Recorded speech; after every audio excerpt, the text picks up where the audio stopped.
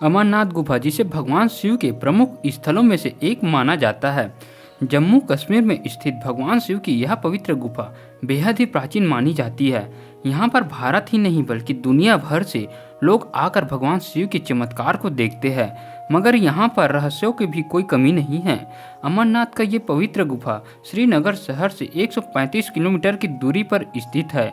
लेकिन क्या हुआ जब अमरनाथ की गुफा में रात को सीसीटीवी कैमरे लगाए गए, उसके बाद जो सामने आया वो आपको हैरान कर देगा। अमरनाथ की गुफा ऐसी रहस्यमय जगह है कि आज तक वैज्ञानिक इस बात का पता नहीं लगा पाए हैं कि अमरनाथ गुफा में बना बर्फ का शिवलिंग आखिर कैसे संभव है। हर साल अमरनाथ मंदिर केवल 2 महीने के लिए ही खुलता है और बाकी पूरे साल बंद रहता है, लेकिन इस बात से भी इनकार नहीं किया जा सकता है कि कोई तो शक्ति है जो इस संसार को चला रही है, और जहां खुद महादेव विराजते हैं वहां तो चमत्कार होते ही है। आज के इस वीडियो में अमरनाथ से जुड़े कुछ ऐसे रहस्य आपके सामने रखने वाले हैं, और आखिर सीसीटीवी कैमरे में क्या दिखा था, आप वीडियो के अंत तक जरूर बने रहिएगा। सब कुछ आपको आज के इस वीडियो में बताएंगे।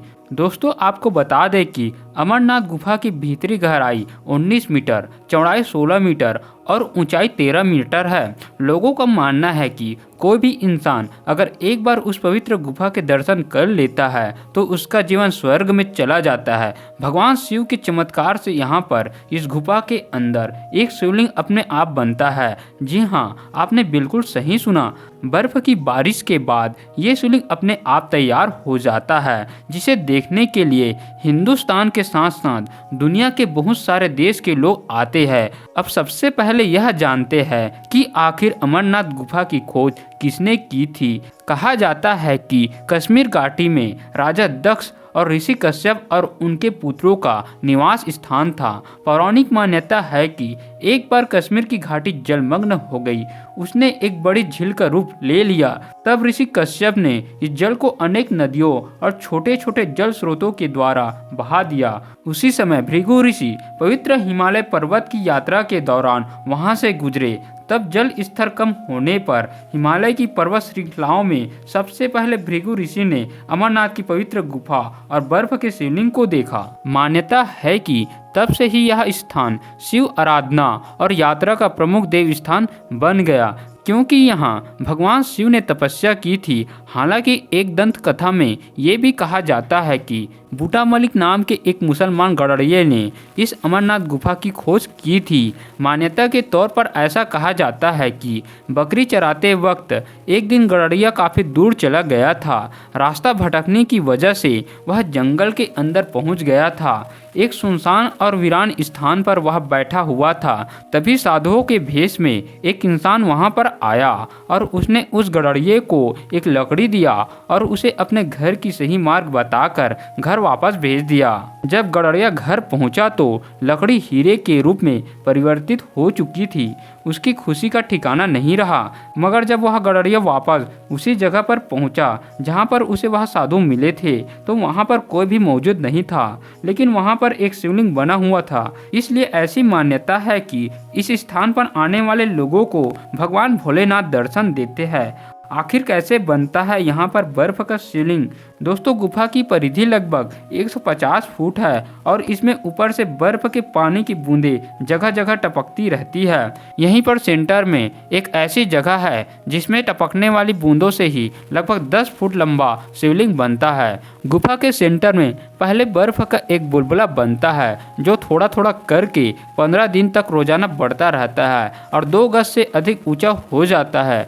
चंद्रमा के घटने के साथ साथ वह भी घटना शुरू कर देता है, और जब चंद्रमा लुप्त हो जाता है तो शिवलिंग भी लुप्त हो जाता है। चंद्र की कलाओं के साथ शिवलिंग बढ़ता है और उसी के साथ घटकर लुप्त हो जाता है।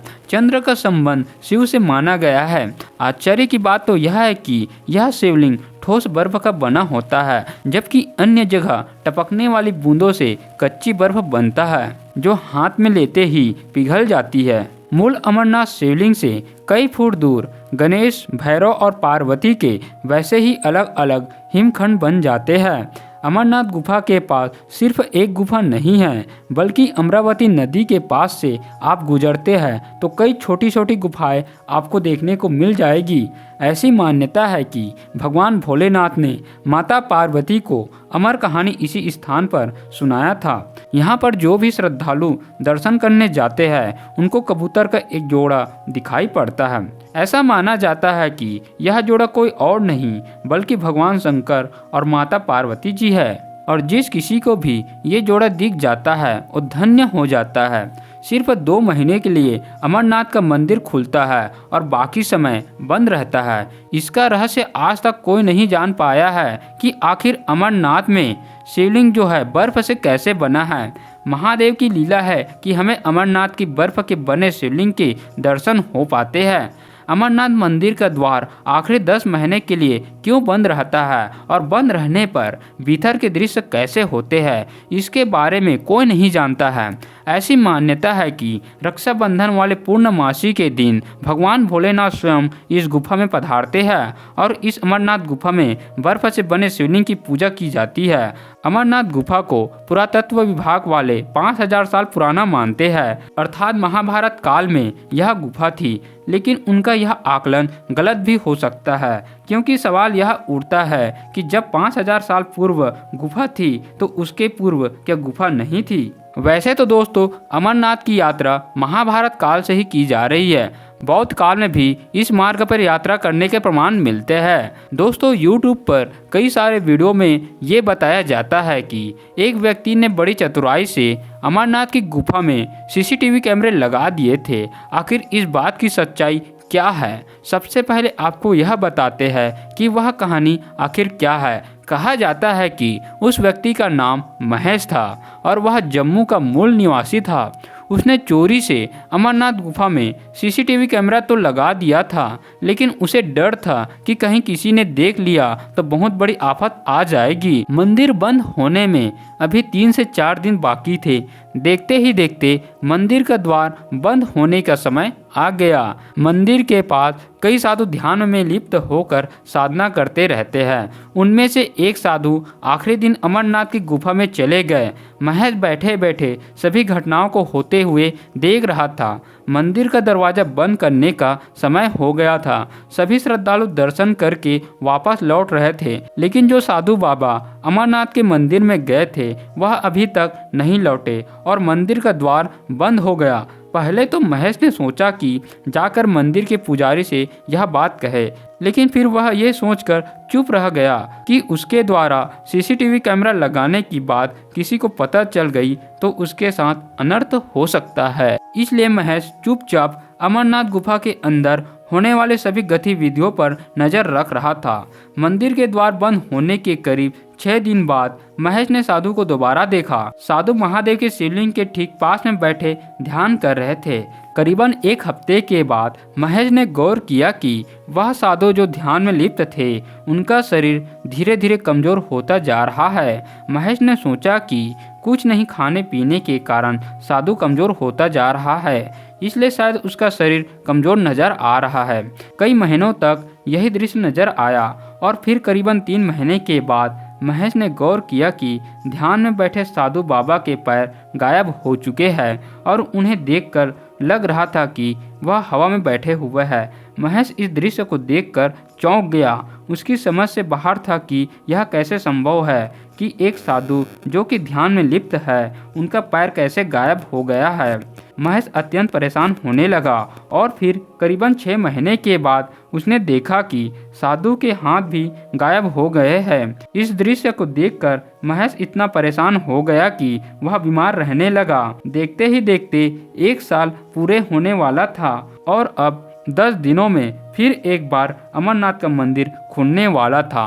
तब उस वक्त महेश ने गौर किया कि जो साधु पिछले 1 साल से ध्यान में बैठे हुए थे वह धीरे धीरे कर गायब हो गए हैं। हैरान परेशान होकर महेश मंदिर के पुजारी के पास गया और उन्हें सभी बातों के बारे में सच सच बताया। पुजारी ने महेश को बताया कि ये साधु कोई आम साधु नहीं है, वह इस धरती पर महादेव के रूप में है और यह महादेव के ध्यान के द्वारा लुप्त हो चुके हैं और सिद्ध अवस्था के रूप में पहुंच चुके हैं। जहां मनुष्य की उनके जीवन से कोई वास्ता नहीं है, केवल वे ही और उनके महादेव वहाँ रहते हैं। ये बात सुनकर महेश मंत्रमुग्ध हो गया कि उन्हें साक्षात महादेव के दर्शन हुए हैं। भले ही दर्शन सीसीटीवी कैमरे के द्वारा ही हुआ हो, लेकिन वह दर्शन अमूल्य थे। अब इस कहानी में कितनी सच्चाई है ये तो हम नहीं जानते हैं, लेकिन भगवान महादेव की लीला अपरंपार है। कमेंट बॉक्स में भगवान भोलेनाथ जरूर लिखना और हमारे चैनल को सब्सक्राइब करके वीडियो को लाइक कर देना।